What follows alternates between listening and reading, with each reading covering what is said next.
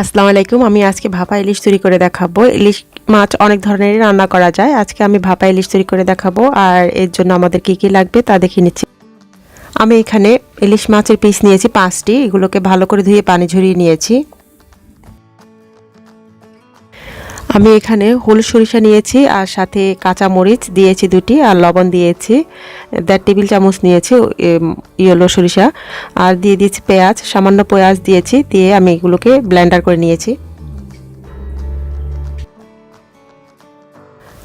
সরিষার তেল নিয়েছি 3 টেবিল চামচ, হাফ চা চামচ নিয়েছি হলুদ মরিচ আর নিয়েছি লবণ স্বাদ অনুযায়ী, আর লাগবে আস্ত কাঁচা মরিচ কয়েকটি। আর এখন আমি দিয়ে দিচ্ছি হলুদ মরিচ লবণটা দেখে দিবেন কারণ আমরা সরিষা বাটাই দিয়েছি। তো দিয়ে দিচ্ছি সরিষা বাটা আর দিয়ে দিচ্ছি সরিষার তেল।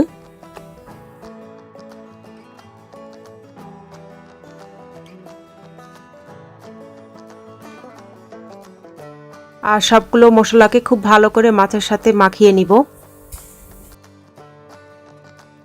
আর প্রতিটা মাছের সাথে খুব ভালো করে মাখিয়ে নিব মশলাগুলোকে।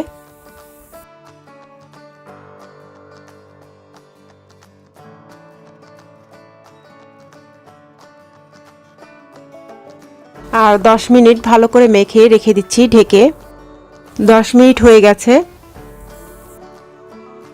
আমি এখানে টিফিন কারির একটা বাটি নিয়ে নিয়েছি ফুডিংয়ের, তো এটাতে এখন দিয়ে দিচ্ছি। আর আপনারা চাইলে এর পরিবর্তনে ওভেন প্রুফ যে কোনো বাটি নিতে পারবেন।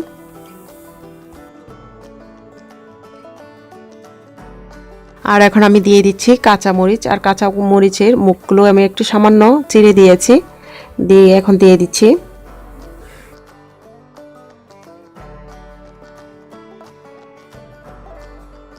সবকিছু দেওয়া হয়ে গেলে এখন আমি ঢাকনা লাগিয়ে দিচ্ছি।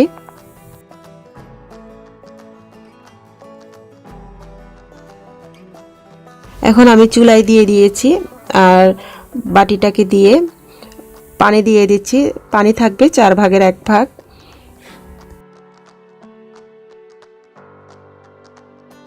আগুনের আঁচটাকে হাই হিটে দিয়ে 5 মিনিট রাখবো। এরপর মিডিয়াম করে দিয়ে আমি 30 মিনিটের জন্য রাখবো।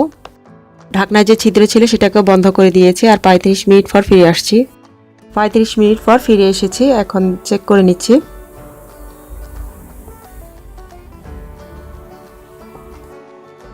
দেখুন তেলগুলো উপরে উঠে এসেছে, তো এখন পরিবেশন করে নিচ্ছি।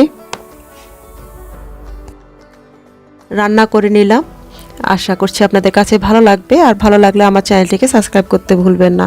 আবার অন্য কোনো রেসিপি নিয়ে আপনাদের সামনে হাজির হয়ে যাব।